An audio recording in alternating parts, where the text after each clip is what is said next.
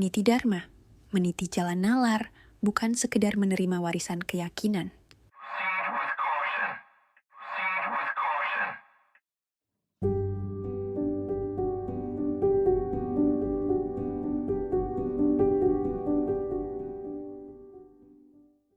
Pernahkah kamu merasa tidak nyaman setiap kali menjalani ritual agama, tapi tak tahu harus berkata apa? Atau diam-diam kamu sudah berhenti percaya, namun tetap berpura-pura demi menghindari konflik? Jika iya, kamu tidak sendiri. Banyak dari kita dibesarkan dalam sistem kepercayaan yang tidak pernah kita pilih. Kita menerima doktrin sejak kecil, diajari mana yang suci dan mana yang haram, mana yang benar dan mana yang sesat. Bahkan sebelum kita sempat berpikir sendiri. Tapi suatu saat, muncul pertanyaan. Lalu keraguan. Lalu rasa bersalah. Dan mungkin juga rasa marah, pada sistem, pada ajaran, atau bahkan pada diri sendiri. Panduan ini hadir bukan untuk memusuhi agama. Tapi untuk membantumu memahami, menyembuhkan, dan merdeka dari dogma yang mengekang. Ini bukan tentang menjadi ateis atau agnostik. Ini tentang menjadi otentik. Karena sesungguhnya, kebebasan spiritual bukan berarti kehilangan arah. Justru di sanalah kamu mulai menemukan makna yang lahir dari kejujuran, bukan dari ketakutan.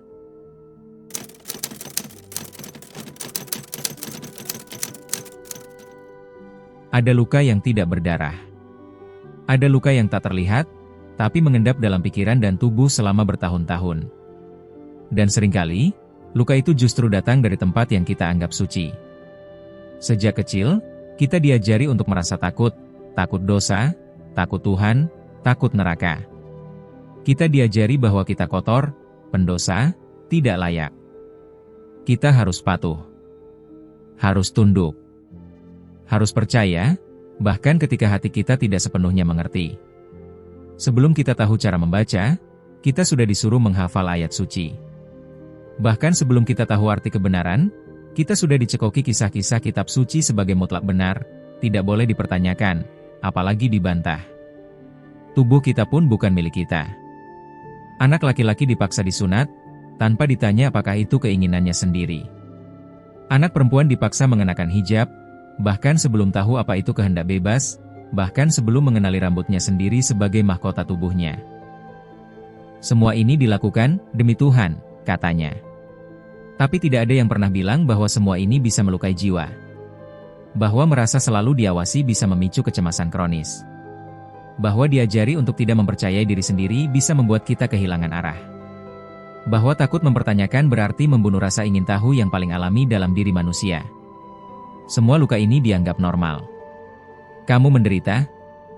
Imanmu kurang kuat. Kamu bertanya? Itu godaan setan. Kamu ingin berpikir sendiri? Kamu sedang diuji.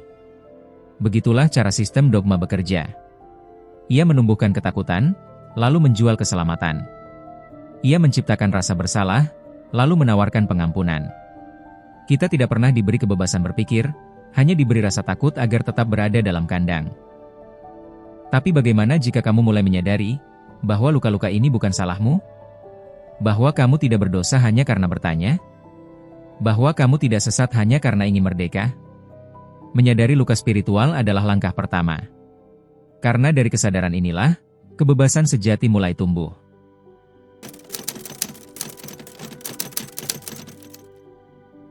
Proses lepas dari dogma bukan seperti membalikan telapak tangan. Ia bukan keputusan instan, tapi perjalanan batin yang penuh guncangan. Dekonstruksi iman adalah proses meruntuhkan sistem keyakinan yang selama ini kita anggap mutlak, agar kita bisa membangunnya kembali dengan dasar yang lebih jujur, bukan berdasarkan ketakutan, tapi berdasarkan kesadaran. Setiap orang menjalani proses ini dengan cara yang unik. Namun, ada pola umum yang seringkali terjadi. Berikut adalah beberapa tahapan yang mungkin kamu kenali. Tahap pertama, munculnya keraguan. Biasanya dimulai dengan pertanyaan kecil. Kenapa Tuhan tega membakar manusia selamanya di neraka hanya karena tak percaya padanya? Kalau Tuhan Maha Pengasih, kenapa ajarannya menakutkan? Keraguan ini sering datang diam-diam, biasanya saat kita sendirian, atau ketika melihat ketidakadilan yang dibungkus dalih agama. Tapi di tahap ini, kita masih takut. Kita masih merasa bersalah karena berani berpikir. Tahap kedua, mencari jawaban. Di tahap ini, kita mulai membaca, menonton, mendengarkan. Kita buka forum, cari tahu penafsiran lain, bahkan mulai berani membandingkan agama. Kita ingin tahu, apakah cuma aku yang meragukan ini? Apakah ada orang lain yang juga keluar dari agama dan tetap hidup bahagia? Disinilah dunia mulai terbuka. Dan sekaligus, kita mulai merasa semakin asing di lingkungan kita sendiri. Tahap 3, krisis makna dan identitas. Ini tahap paling berat. Saat kita sadar bahwa keyakinan yang membentuk hidup kita selama ini, mungkin juga relasi kita dengan orang tua, pasangan, sahabat, ternyata tidak lagi berdiri tegak.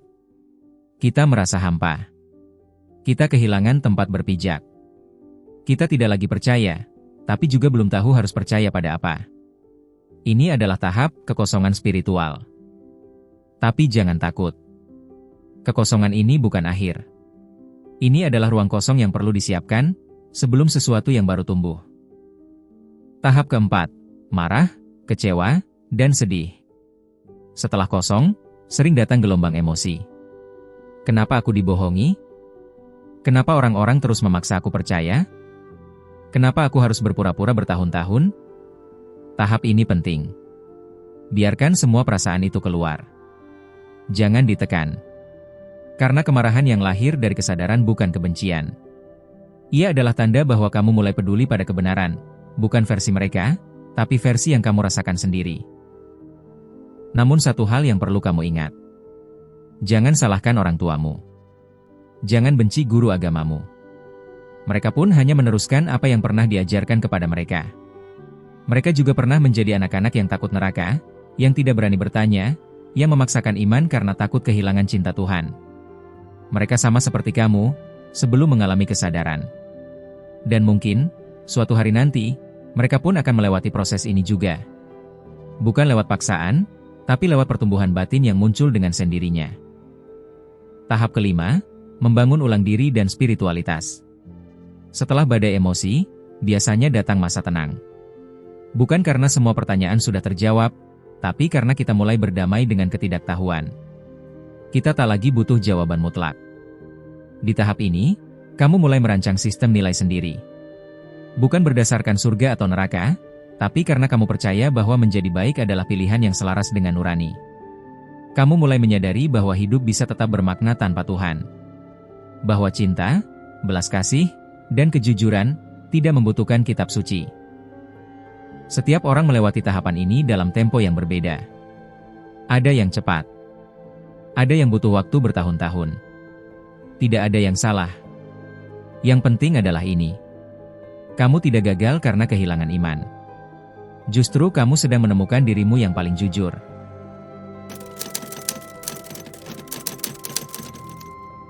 Melepaskan diri dari dogma agama bukan hanya perjuangan batin, tapi juga peperangan sosial.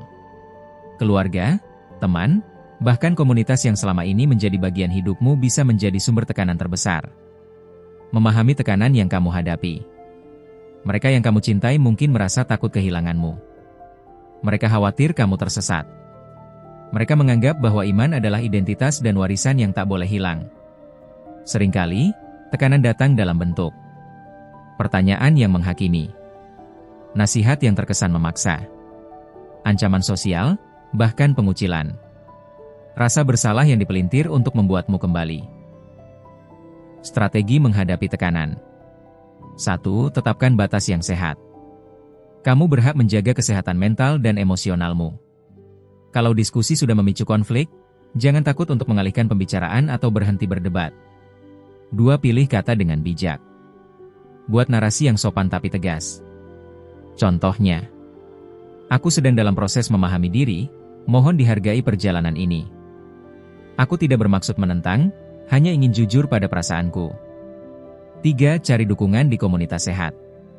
Temukan orang-orang yang mengerti dan mendukung prosesmu, baik itu komunitas online, teman dekat, atau mentor. Atau bisa bergabung di member channel Niti Dharma, dan sampaikan diskusi atau ganjalan yang jadi tantanganmu di kolom komentar. Kita dalam komunitas akan support dan mendukungmu. Kalau di forum YouTube umum masih banyak yang mabok agama, takutnya kamu bukan didukung malah dibully dan diserang sama mereka. 4. Ingat, kamu tidak harus membuktikan apapun. Percayalah pada dirimu sendiri tanpa harus meyakinkan orang lain. 5. Menjaga hubungan dengan hati terbuka. Tidak semua orang akan langsung menerima perubahanmu. Berikan waktu dan ruang untuk mereka berproses juga. Kadang, menjaga hubungan baik dengan sikap penuh kasih lebih penting daripada memaksa mereka memahami.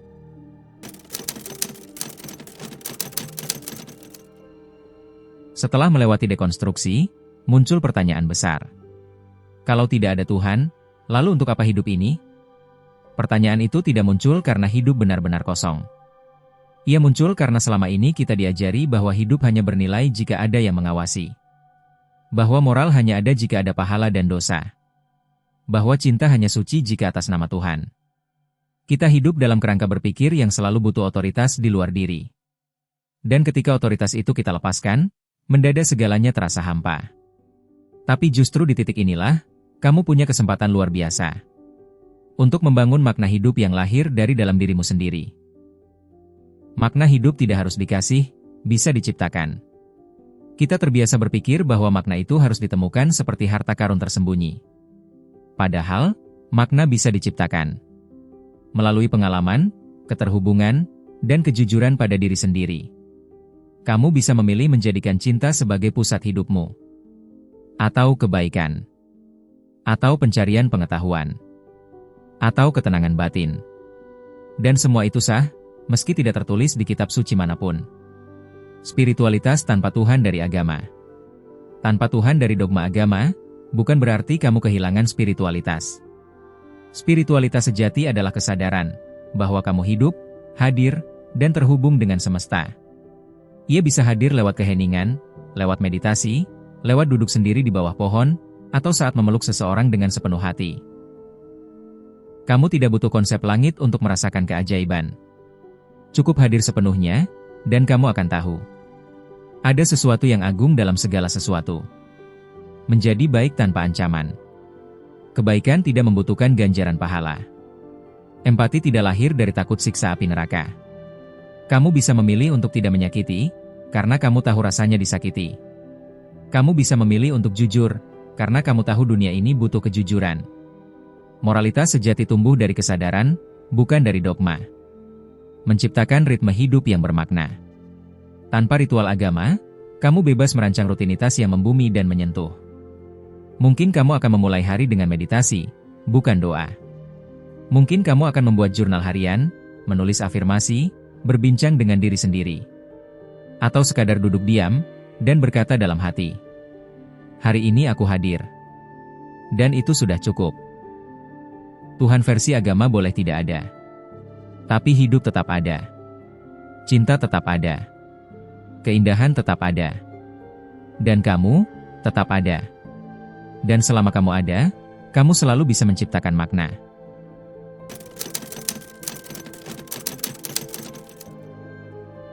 Setelah semua pertanyaan, semua rasa sakit, dan semua pelepasan, kini saatnya kamu bertanya pada dirimu sendiri. Apa yang benar-benar aku yakini? Bukan karena diwariskan. Bukan karena diancam. Tapi karena kamu merasakannya, menghidupinya, dan menjalaninya dengan jujur. Spiritualitas sejati bukan soal jawaban yang mutlak, tapi tentang kejujuran dalam mencari. Dan sekarang, kamu punya ruang untuk membangun ulang semuanya, dengan sadar, pelan-pelan, sesuai dengan suara hatimu sendiri. Menentukan nilai-nilai inti hidupmu. Tanpa dogma, kamu bebas memilih.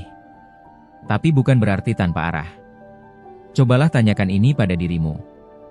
Apa nilai yang paling penting bagiku? Seperti kejujuran, cinta, keadilan dan lainnya. Apa yang membuatku merasa hidup dan bermakna? Dalam situasi sulit, prinsip apa yang akan aku pegang? Tulis jawabannya. Renungkan. Biarkan itu menjadi kompas batin barumu. Membuat ritual pribadi yang membumi. Tanpa ritual agama, kamu bebas menciptakan rutinitas harian atau mingguan yang menyambungkanmu ke kehidupan secara utuh. Meditasi pagi, duduk diam, menarik napas, hadir. Menulis jurnal syukur, hal-hal kecil yang kamu syukuri hari ini. Berjalan di alam, merasakan kehadiran semesta melalui angin dan cahaya. Menyentuh air, sebagai simbol penyucian batin dan membiasakan diri menyatu dengan unsur alam lainnya. Membaca atau mendengar sesuatu yang menginspirasi, bukan untuk mencari kebenaran mutlak, tapi untuk menyuburkan nurani. Hidup dalam kesadaran, bukan ketakutan. Kini kamu tahu, kamu bisa menjadi manusia yang baik tanpa takut neraka.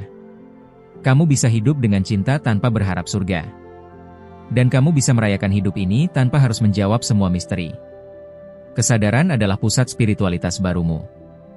Bukan kepercayaan buta, tapi kehadiran penuh. Menerima ketidaktahuan sebagai ruang pertumbuhan. Kamu tidak perlu tahu segalanya. Kamu tidak harus menjawab, apakah Tuhan itu ada? Kamu hanya perlu hadir. Dan terus membuka diri pada pengalaman hidup yang jujur dan otentik. Kadang, yang kamu butuhkan bukan jawaban, tapi ruang untuk bertanya, dan keberanian untuk terus mencari. Menjadi versi diri yang paling otentik. Di akhir perjalanan ini, kamu tidak harus menjadi siapa-siapa. Cukup menjadi dirimu sendiri, yang sadar, yang penuh kasih, dan yang tidak lagi hidup dalam ketakutan. Karena itu adalah bentuk spiritualitas paling murni. Menjadi manusia seutuhnya.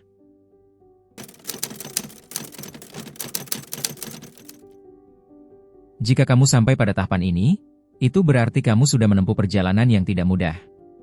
Mungkin kamu pernah menangis di malam hari, merasa sendirian dalam pertanyaan-pertanyaanmu. Mungkin kamu pernah diam dalam keluarga yang taat, menyembunyikan keraguan yang mendidih dalam hati. Mungkin kamu pernah merasa rusak, hanya karena kamu ingin jujur pada dirimu sendiri. Tapi hari ini, kamu sudah melangkah lebih jauh dari kemarin. Kamu sudah memilih keberanian, ketika lebih mudah untuk diam.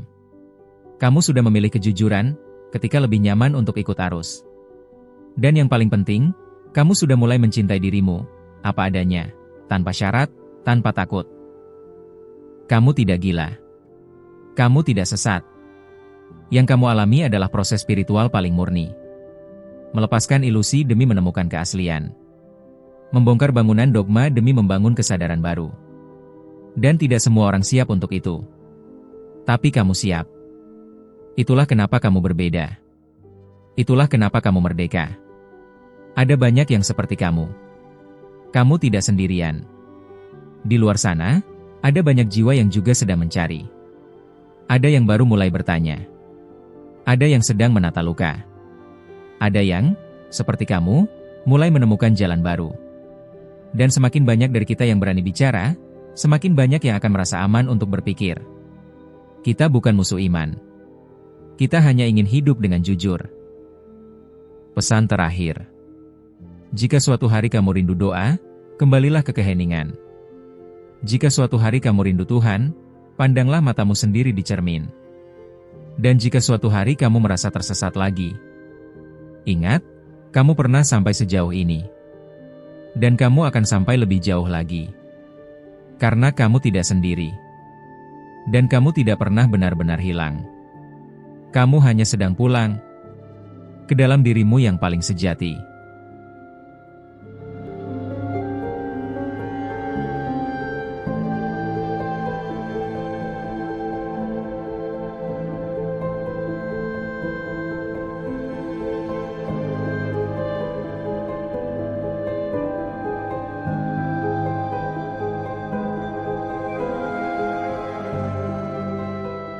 Kadang, untuk menemukan Tuhan yang sejati, kita harus berani meninggalkan Tuhan yang diajarkan dan diwariskan kepada kita.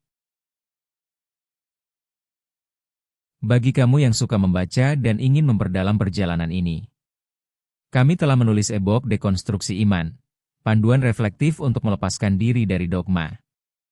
Link untuk mendapatkannya ada di deskripsi video.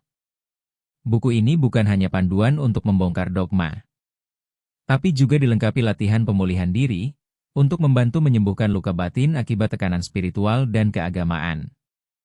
Semoga membantu, dan sampai jumpa di kedalaman berikutnya.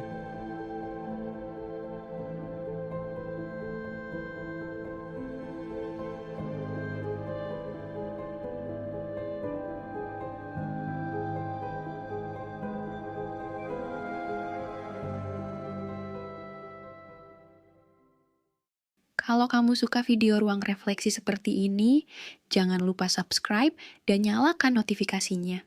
Sampai jumpa di video berikutnya. di mana kita terus belajar, bukan untuk merasa diri benar, tapi untuk jadi manusia yang lebih sadar.